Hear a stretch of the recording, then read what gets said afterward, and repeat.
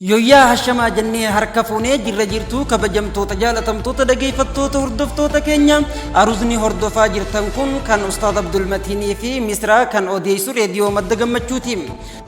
Reediyoo Madda Gammachuu kun kan isiniif dabaruu biyya Itoophiyaa naannoo shamarranii. La ilaha illallah. Masha Allah naannoo shabaabota magaalaa Dabilii Singilii ganda yookaan safartuu jana gamoo mudhii sunsaa. Oduu yeroo kanaaf jennee walitti qabannee qindeeffanneetti dhufnee jirra. Ani oduu dubbisuudhaan isin faana kan torobbotu jidha. Guyyaan kan gammachuu aroostoota keenyaati meeyraanuuf horaa kan jalqabee jedhu haa ta'u singiloota hin heerumin kan hin fuudhin jechuun fudhatama waan qabuu miti. Ustaad Abdul Matiin guyyaa gammachuu Misraa injifatee erga laffaatii yeroo dabareetii jetti boombiin inuma turra malee inuma urraam. Muummeen ministeera dhimma jaalala guyyaa arraantanaa Ustaad Abdul Matiin dargaggoon fuudha dhiisuun furmaata tokkollee akka hin arganne galgala kana beeksisaniiti jiranii. Sagantaan Yukulara aadde Misraa kaayyoon ol aanaan anniisaa madda jaalalaa Ustaad Abdul Matiin wajjin maddisiisuudha. Ustaad Abdul Matiin of ittisuu malee filannoo biraa akka hin qabne dubbataniiti jiranii. Tuujiin ambaasaaddara jaalalaa kan tahan tuujiin fuudha dhiisuun kaayyoo sanyii balleessuu qabdi jechuun yaaddoo guddaa keessa galanii jiranii. Haa ta'u malee tuujiin ambaasaaddara kan dargaggoo fuudha dhiisan hundaa'u fufaa fi mixmixaan qimmiixaan bishaan firijii keessaa irratti dhangalaasuun cafaqamanii akka fuudha hanga irraa turan dhiifama gaafatanii akka bultii isaanii ijaaran tahuun addunyaa keessatti labsii ijoo taateeti jirti. Haa ta'u malee Ustaad Abdul Matiiniin Misraa jalaa miliquuf jedhee jalqabarratti torbee lamaaf daataarraa bahanii yeroo isaan daataarra deebi'an osoo Ustaad Abdul Matiin daqiiqaa tokko hin guutin aadde Misraan irra dawwalte jedhanii nutti himanii. Ustaad Abdul Matiin yeroo bilbila dawwalamu argu daataarra maaliif hin deebi'e jedhanii yaaddoo keessa galuun gara Ustaad Maahir Jamaalitti deemuun barattoon Misraan arraas na dawwalte jechuun Ustaad Abdul Matiin rabbashamaa akka ture Ustaad Maahir Jamaal nutti himaniiti jiranii. Ustaad Abdul Matiin bilbila kaasee guyyaa lammaffaa Misraa wajjin haasawee osoo Misraan haasawaa jirtu irratti cufate.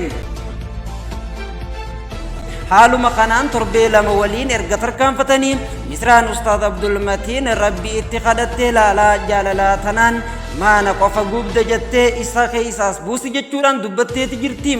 Guyyoota hanga tokko osoo hin gahin dhukkubni guddaan akka addunyaatti Ustaad Abdul Matiin qabe jechuun Ustaad Maahir Jamaaliitu nutti hime.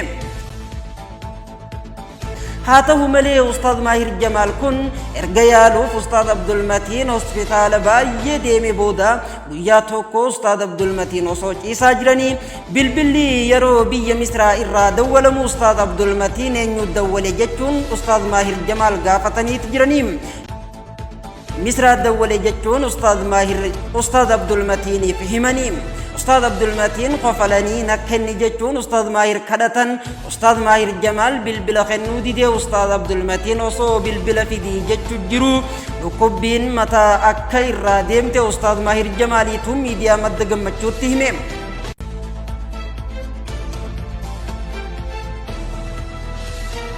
Oduu dargaggoo fi shamarraniititti yoo ceenu dargaggoo fi shamarran tokkoon isaanii onneen na waraanuufi jedhanii wal himachaa jiru. Mootummaan dargaggoo xaliyaa jaalalaa gara biyyoota biroo barreessuun shamarran lola jaalalaa narra banaa jirti jechuun komii isaanii dhiyeessaniiti jiranii. Mootummaan shamarranii immoo jaalalti dargaggoon onneenuma deessuuf deemti jechuun komii isaanii dhiyeessaniiti jiranii.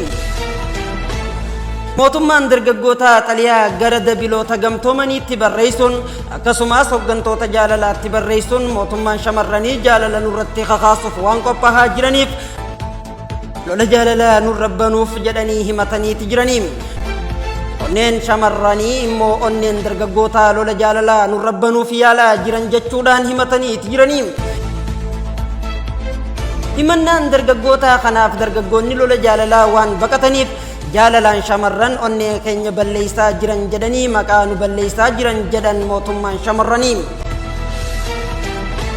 Mootummaan singiloota xaliyaa jaalalaa lola banuuf gara dabiloota gamtoomaniitti barreessitee jiran jechuun oduu ammanuu qaqqabe. ummadda oduu shamarraniitiin hawaasa addunyaa sossobanii duursuuf lola jaalalaa addunyaa yeroo dheeraa akka itti fufuu taasisuuf jedhanii mootummoonni dargaggoota shamarran jaalala qabsiisanii gara mana guddicha bultii addunyaatti kan fidan ta'uun qellaanuu siyaasaa jaalalaatii kun reediyoo madda gammachuutii akka itti aanutti dhiyeesseeti jira.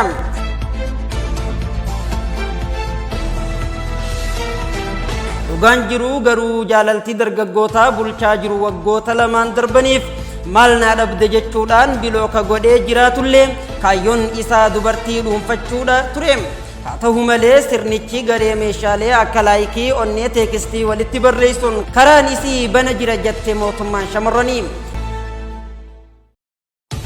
Gochoowwan shaakalamoo biizii tahan kunneen onnee dargaggootaa fi shamarranii walitti buusuu fi ta'ullee onneen shamarranii garuu bultii filatte jedhanii dubbataniitu jiranii. Haa ta'u malee mootummaan singilootaa jaalalaan osoo miidhamaa jiru laalaa isii liqimsee jira jechuun dubbataniitu jiranii. Garuu shamarran akka haadha manaa isaaf taatuuf ofitti dhiyeessuuf kanumaaf janaajanna jettee onneen shamarranii dubbatteeti jirti.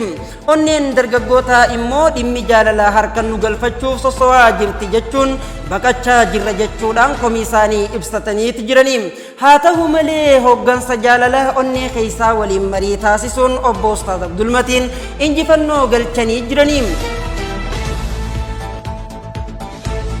Onneen jaalala Misraa yeroo dheeraaf madaawaa obsaan keessa dabartee akka lakkoofsa Awurooppaa Jaanuwarii guyyaa 30 baatii 5 bara 2026 xalayaa barreessitee qalama lolaa kan jaalalaa yeroo dheeraaf Ustaaz Abdulmatiin irratti banaanii turte har'a lafa keessee jirti jechuun oduu reediyoo madda gammachuutti himame.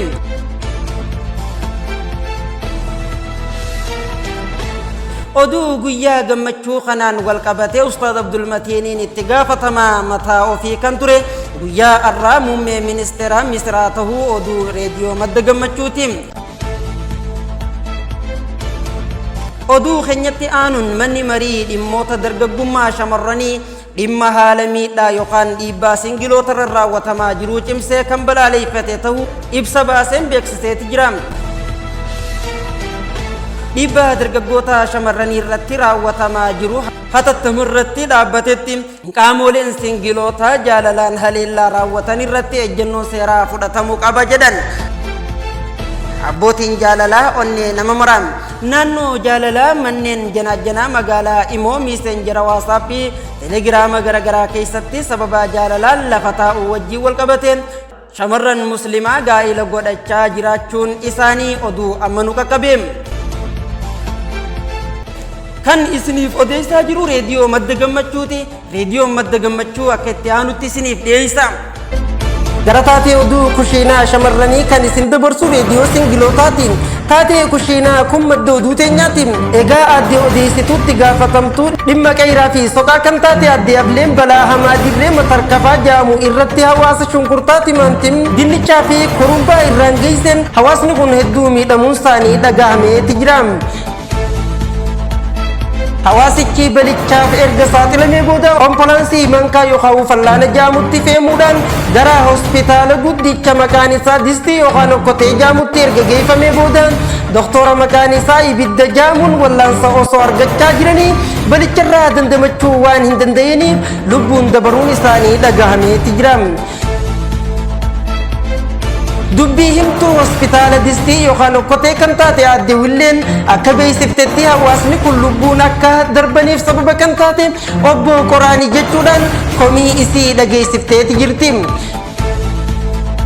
Bakka bu'aa hospitaala Distii yookaan Okkotee kan ta'e itti gaafatamaa dhimma shuuroo yookaan marqaa kan ta'e obbo Kokorsaan Luxoon tokko akka ibsetti hawaasa kanaaf qorichoonni akka zayitii barbaree mixmixaa bishaanii fi soogiddi faan kennamaa fi turanillee hawaasicha balaa jalaa oolchuu akka hin danda'in dubbataniiti jiraniin. Kantiibaa magaalaa Qabicuqqaalii banuu kan taate obbo Ulbanni akka beeksiftetti ambulaansii magaalaa Danfaa kan shufeerri isii lafee ta'een qilfatti fe'amuudhaan gara dirree taana ja'amutti erga geeffamanii boodaan kafana godina Qibaabaa magaalaa Finiinaatti oomishame kan maqaan isaa biddeena yookaan qinxaa ja'amuun erga kafanamanii boodaan gara masjiida guddichaa maqaan isaa afaan ja'amutti geeffamuun sheekan 32 kan maqaan isaa